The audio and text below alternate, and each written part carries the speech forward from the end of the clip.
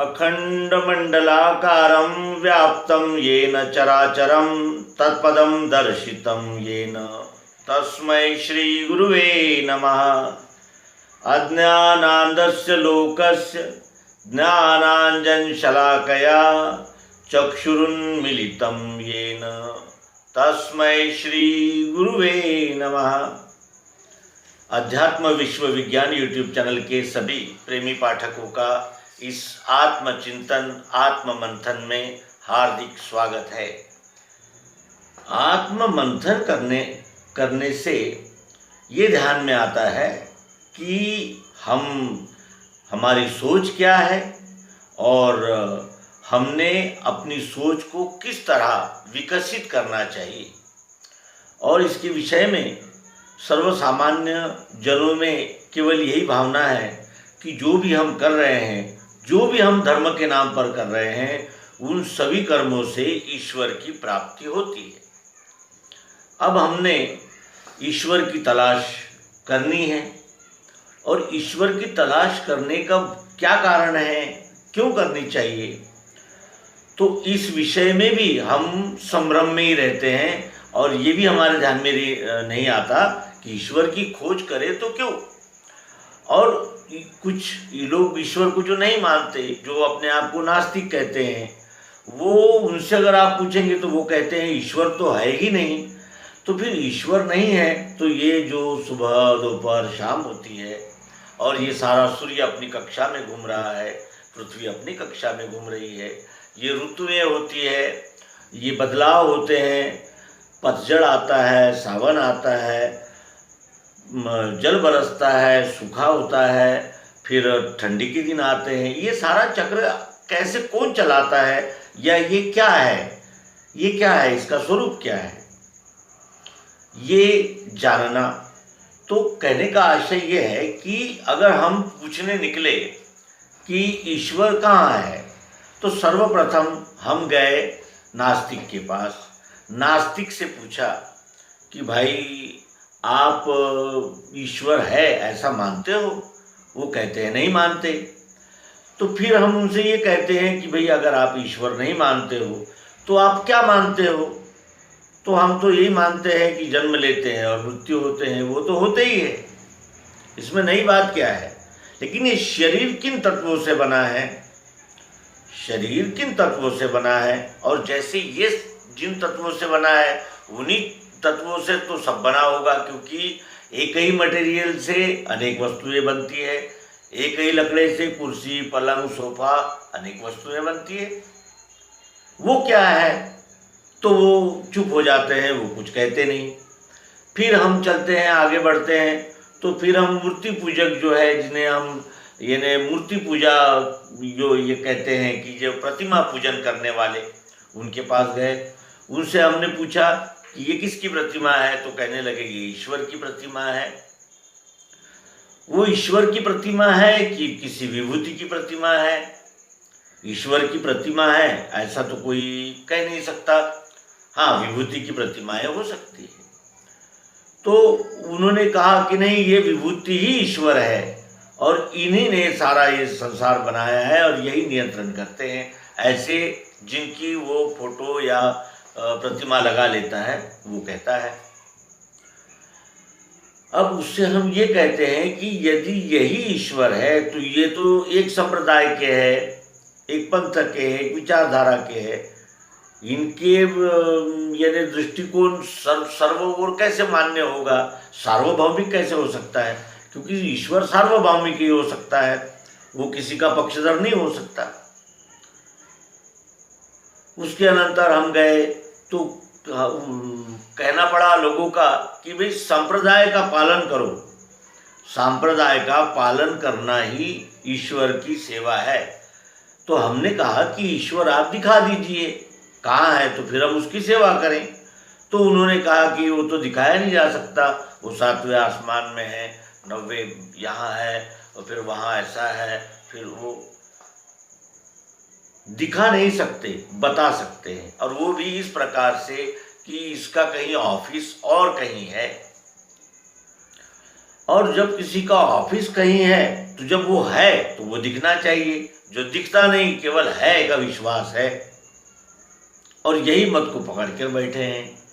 फिर हम उसके आगे गए तो हमें अनेक प्रकार के, अनेक संप्रदाय, मत, विचारधाराओं के लोग मिलते चले गए, लेकिन किसी ने भी हमें ईश्वर का दर्शन नहीं कराया, ईश्वर के विषय में बताया, ईश्वर के विषय में जिज्ञासा जागृत की, और अपने अपने मतों, पंथों, ग्रंथों के अनुसार यानी उपासना पद्धतियां बताई कि इसका आप आचरण करेंगे तो आपको ईश्वर की अनुभूति होगी।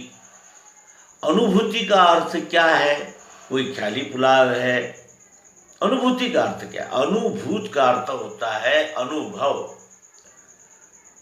अनुभव के नाम पर कुछ भी नहीं है। इस पुस्तक में लिखा है और उस पुस्तक में लिखा है, इन्होंने ऐसा कहा, उन्होंने वैसा कहा, लेकिन एक ऐसी लोकोत्तर विभूति आती है और वो इन सभी झंझटों से इस मानवता को उबार देती है। ऐसी एक क्रांतदर्शी विश्व भूमिका लेकर जो विभूति आती है उन्हें हम अवतार कहते हैं। और अवतार ज्यादा नहीं होते, वो उस भूमिका को लेकर आते हैं जिसमें विश्व भूमिका होती है जिनकी, और वो युक्ति देने के लिए आते हैं, वो युक्ति देने आते हैं। और कुछ यानी स्थान, काल, परिस्थिति के अनुसार उनका रूप होता है।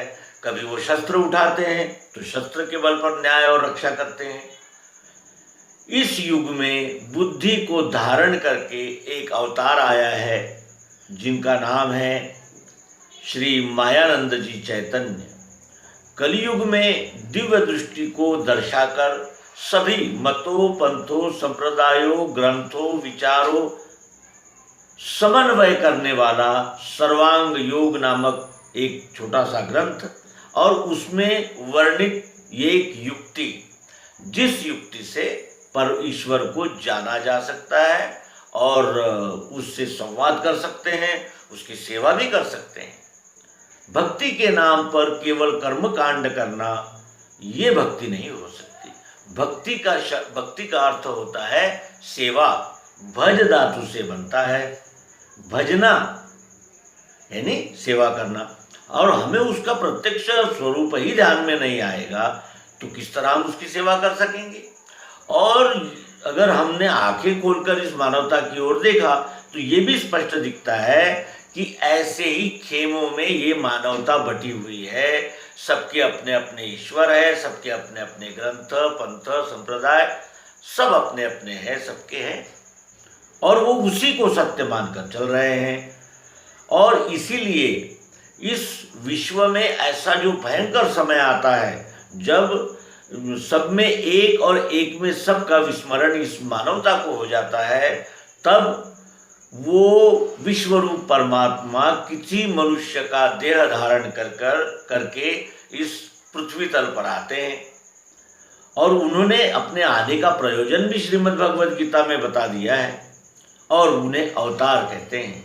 आज 5 नवंबर 2020 शनिवार, आज इस क्रांतदर्शी व्यक्ति का जन्म हुआ ग्वालियर के उमरी नामक गांव में, और उन्हें इस बात की सदैव जागृति रही कि श्रीमद् भगवद गीता के 11वें अध्याय में भगवान श्री कृष्ण जी ने अर्जुन को विश्वरूप दर्शन कराया। वो क्या था? कैसे होता है विश्वरूप दर्शन? कैसे होता है विश्वरूप दर्शन? वो युक्ति क्या है? ये मन में जिज्ञासा बनी रही, और वो अत्यंत कितने अभ्यास को होने चाहिए इसका विचार हम आज यानी चकित होने का समय आता है कि कितना यानी मौलिक ऐसा कार्य इस विश्व में वो कर गए कि इस मानवता को एक सूत्र में बांध गए।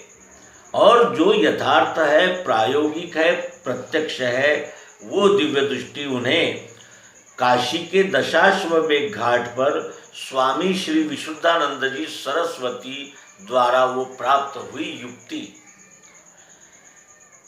उम्र के 19वें साल अपने पिताजी के साथ श्री उम्र के 19वें वर्ष में वे अपने पिता के साथ काशी गए, जहाँ दशाश्वमेध घाट पर श्री विशुद्धानंद जी सरस्वती इनसे उनकी मुलाकात हुई। और जैसे प्यासा पानी की तलाश में रहता ही है, उसी तरह उस ज्ञानवृद्ध वयोवृद्ध व्यक्ति श्री स्वामी विशुद्धानंद जी सरस्वती से श्री मायानंद जी ने प्रश्न किया कि सभी ईश्वर के विषय में बातें करते हैं, ईश्वर के विषय में केवल चर्चाएं चल रही है, वो ईश्वर कहाँ है, कैसा है वो, उसको जानने का तरीका क्या है, कैसे जाना जाता है। भगवान श्री कृष्ण जी ने श्रीमद् भगवद गीता के 11वें अध्याय में अर्जुन को दिव्य दृष्टि देकर विश्वरूप परमात्मा का दर्शन कराया था। वो क्या है? यदि आप जानते हैं तो मुझे अवश्य बताइए। और विशुद्धानंद जी सरस्वती इन्होंने मायानंद जी को रास्ते पर पड़ा हुआ एक कंकड़ उठाकर प्रयोग द्वारा ये क्षर अक्षर पुरुषोत्तम जो श्रीमद् भगवद गीता का मूल सिद्धांत है वो उन्हें प्रत्यक्ष प्रयोग द्वारा समझाया। और उस युक्ति को उन्होंने अपने हृदय में स्थान दिया। और ये युक्ति किस तरह आसानी से, सरलता से प्रचार प्रसारित की जा सकती है, इसके विषय में चिंतन किया।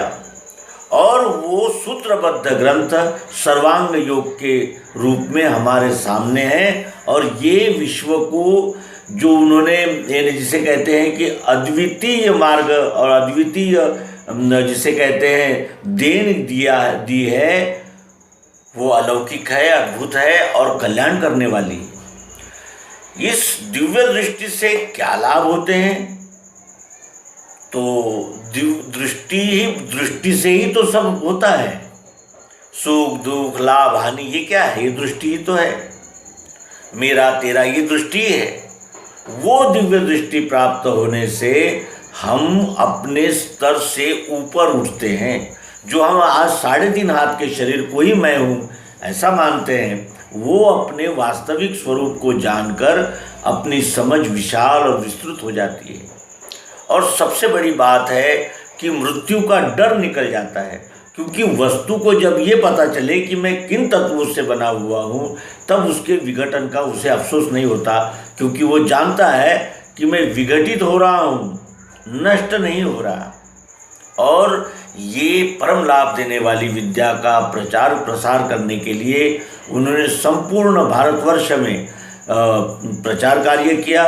नर्मदा की 2 बार प्रदक्षिणा की और नर नारायण, वैदिक भागवत, श्रीमद् भगवद गीतोपनिषद भाष्य आदि उत्कृष्ट ग्रंथ निर्मित कर गए। पद्य संग्रह उनका एक अद्वितीय उदाहरण है कि सरलतापूर्वक वो जो तत्वज्ञान ब्रह्म ज्ञान जो किताबों में बंदिस्त था, जिसको जानने वाला एक खास वर्ग था, वह धन जन जन तक पहुंचाकर ब्रह्म सूत्र और जिसे कहते हैं कि ब्रह्म यानी ब्रह्मार्पण और हवि ब्रह्म यानी संपूर्ण एक ब्रह्म ही है, इस पद में प्रतिष्ठित कर देना। और उससे ही हमारे द्वैत रूपी जो ये सुख दुख और लाभ हानि की जो झोल है मान सम्मान के, ये समाप्त हो सकते हैं। और तभी हम सचमुच आनंद और यानी जिसे कहते हैं समाधान के भागी बन सकते हैं। ऐसे इस अद्वितीय व्यक्तित्व सद्गुरु भगवान श्री मायानंद जी चैतन्य, इनको हमने उनके जन्मदिन पर याद किया। और इनके साहित्य का यदि आपको अवलोकन करना है, अध्ययन करना है, तो आइए इस अवसर पर आपको मुख्यालय का पता लिखवाएं। केंद्रीय अध्यात्म विज्ञानशाला, मानधाता, ओंकारेश्वर, जिला खंडवा, मध्य प्रदेश। केंद्रीय अध्यात्म विज्ञानशाला, मानधाता, ओंकारेश्वर, जिला खंडवा, मध्य प्रदेश। धन्यवाद। नमस्ते।